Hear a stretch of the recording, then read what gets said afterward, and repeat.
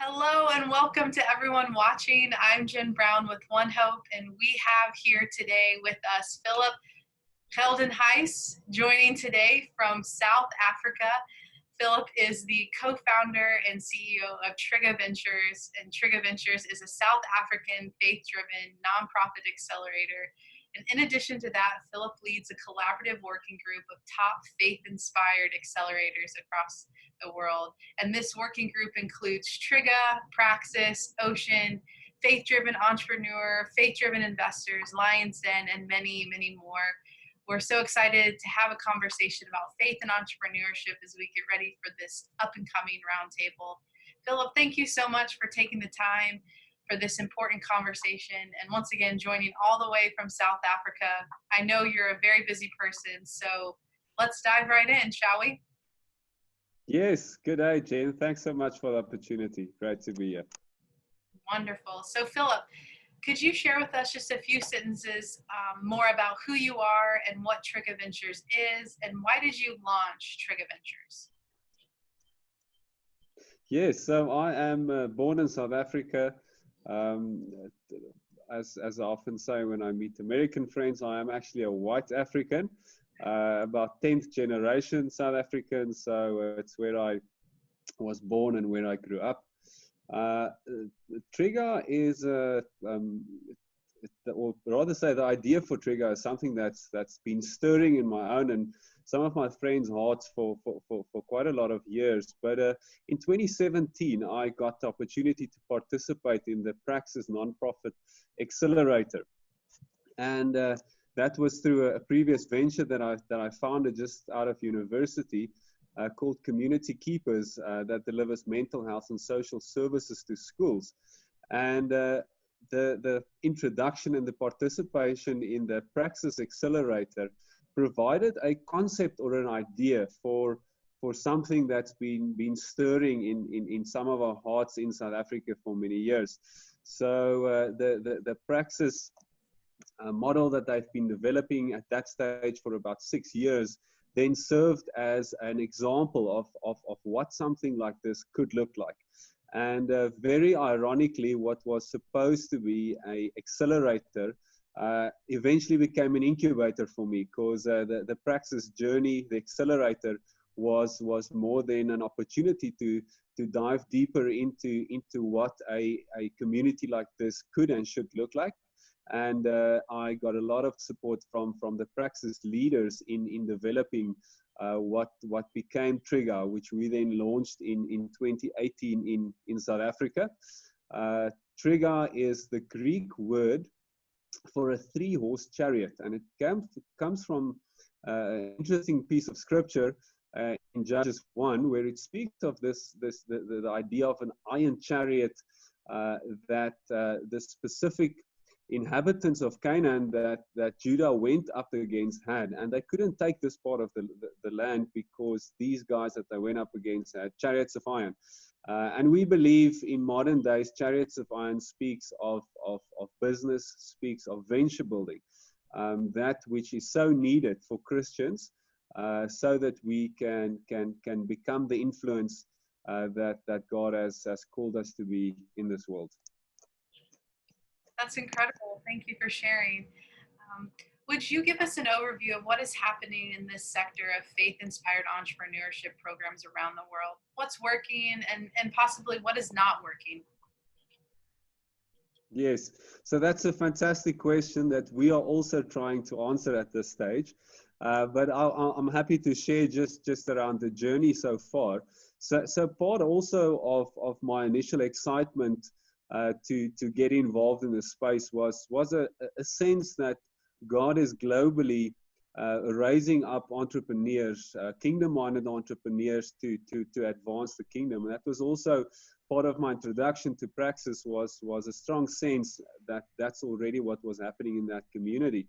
And the need for something similar in South Africa was, as I explained, partially what led to founding Triga here in South Africa. As we launched Triga, I got connected through various friends, especially in the USA, to various accelerators in different countries. There were some of them operating in East Africa. There were some operating in the US, serving Americans or serving abroad.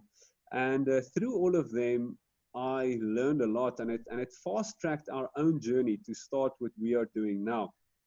Through that journey, I got to know different groups working all over the world, and as this grown, we started talking about the idea to start a collaboration for all of us, because as we are serving entrepreneurs and building communities and ecosystems for them where they can learn from, we realized we needed this for ourselves.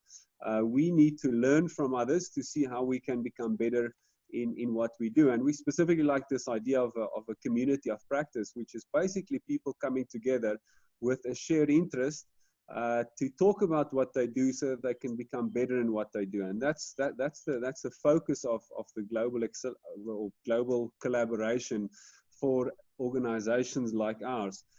We've been going for about a year now, and we've grown to about 25 organizations working in a few hundred countries. Many of these organizations are working globally. Some of them are focusing locally, but together they're impacting many nations all over the world.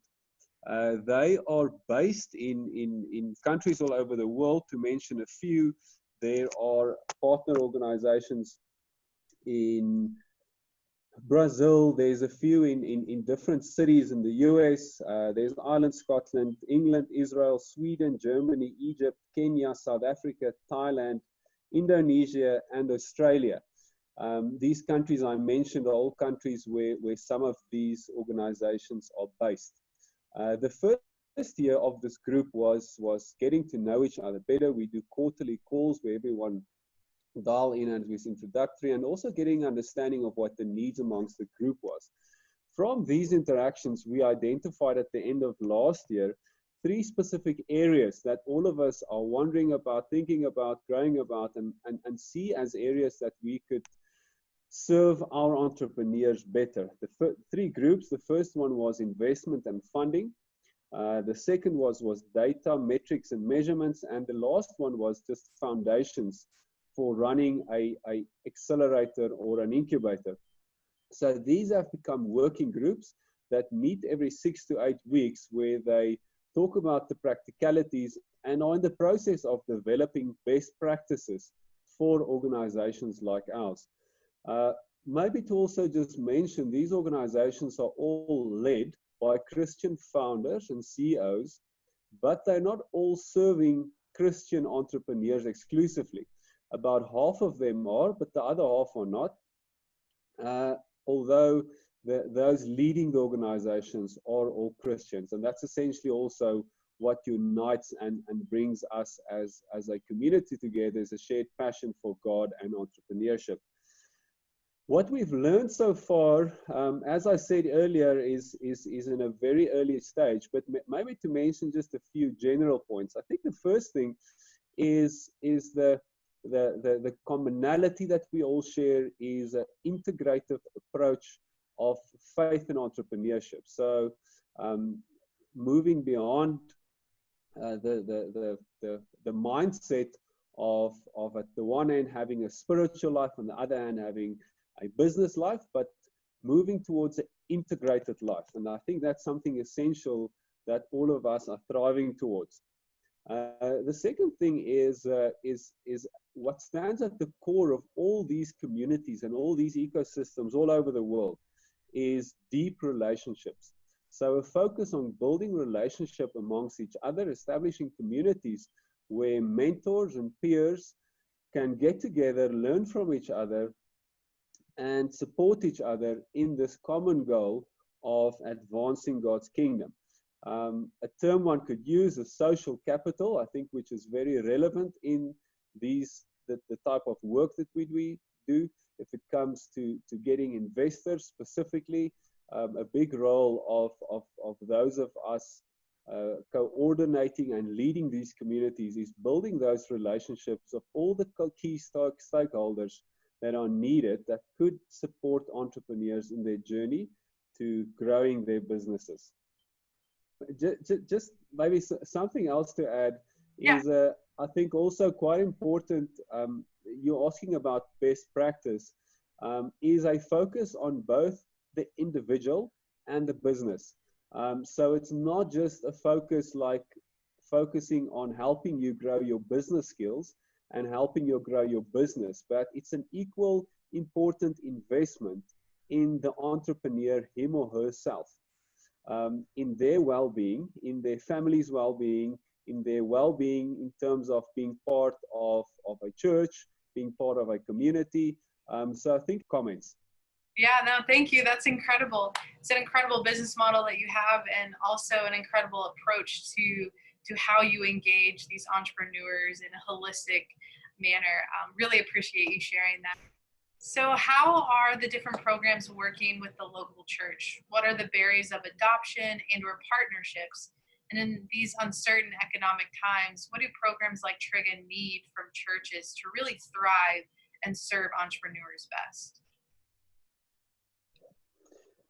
Yes, Jen, that's a great question again, and again something that we are talking about and that we're exploring. I'd like to firstly say that I believe the season that we're in is a season of God using the current virus and the epidemic to reset the way that the world operates and the way that we as Christians operate as well, and giving us a new opportunity to do things differently. And the one area that I do believe could work differently is specifically around this relationship.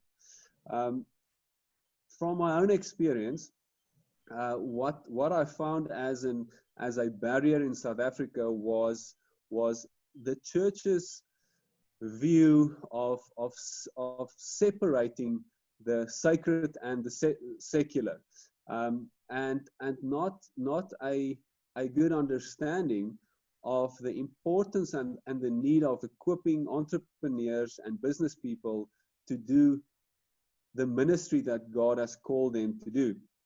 And I think this is a time that there's a great opportunity for the church to embrace this call of God, to equip their church members for the marketplace or for whatever vocations they've been called to do, as equally important as someone who's been called as a missionary or as a pastor serving at a specific church or a outreach ministry. So that's the first thing I think is so important for the season, and trusting that is something that God's establishing in many churches and communities like ours, hearts, is bringing us closer together. So that is something that I think is much needed. If I look at our community, I think for most of us, there's a strong connection towards certain church leaders or certain churches, which mostly has to do with the churches the founders attend and the founders come from and where they have relationships from. I am not aware of many models where there is a co-working active relationship between the church and the organization. There's often an involvement of certain ministers or pastors from specific churches also delivering certain modules in the programs that we deliver. And as I said earlier, there's a strong focus on the person. And when it comes to looking at the theological framework and their own well-being and their spiritual well-being, then pastors and people in church ministry are often involved to also serve there. You also asked the way that churches can assist in this time. And again, I think it's a great opportunity for churches to promote and to support the entrepreneurs and the small businesses in their communities, in their towns, in their cities. I do believe we'll see people generally moving more towards supporting local economies. And again, it's such a greater opportunity for the church to also promote those in their communities, those in their towns, to make sure that church members support the entrepreneurs and the businesses in their communities. Thank you, Philip. One thing that we're seeing emerge as a trend in these conversations is really that holistic approach to not just the work that the person does or the business that the individual starts, but really what is their spiritual formation and what is that theological framework that supports an integrated approach to business and to work and to life. So thank you for that. We have one last question. Knowing what you know now, what do you wish the church had provided you as a teenager or a young adult to best prepare you for your entrepreneurial journey? Yeah, so I was fortunate to get to know God when I was 17 years old, and after that attend university and a church that I feel prepared me extremely well. And the reason I say that is and this is a great thing that I think churches can prepare young people with, is helping them create a vision, or helping them realize a vision not for their lives, but a vision that God has for the world, and to realize that they fit somewhere into that vision and that plan that God has. So if churches or if churches has the aim of equipping young people, I would firstly say, and most importantly, it's helping them realize the vision and the plan of God, of what God has for the world, and that they need to find their role and their position in advancing God's plan. Secondary to that, on a practical level, the first thing I think churches can do is helping young people and giving them the introduction to Christian entrepreneurs, introducing them to Christian entrepreneur role models. We live in a society where there are many entrepreneur role models, and most of them are not necessarily those we want our kids to aspire to be like. And I believe it's a great opportunity in church to give entrepreneurs and business people a platform where they can speak, where they can tell their stories, and where they can again help young people create a vision and realize that they have a great part to play in advancing God's kingdom as entrepreneurs and as business people. Just secondary, and what goes to that again, we often see in church that the role models and those being placed on pedestals are those who do the work of the pastor or the evangelist, those going to unreached nations, and that's often a romantic story that's been told, and those are often the people that are being held up as role models for young people who have committed their lives wholly to God. And if we could give them role models who are entrepreneurs, that's going to shift their thinking about who they can become as God's children in the world of becoming entrepreneurs and business people. Thank you so much, Philip, for sharing. That was an incredible interview. Unfortunately, that's all the time we have for today, but good to know the conversation does not stop here. We look forward to connecting with you and others during the upcoming Faith and Entrepreneurship Roundtable. We'll see everyone then. Thanks so much, Philip. Thank you, Jen.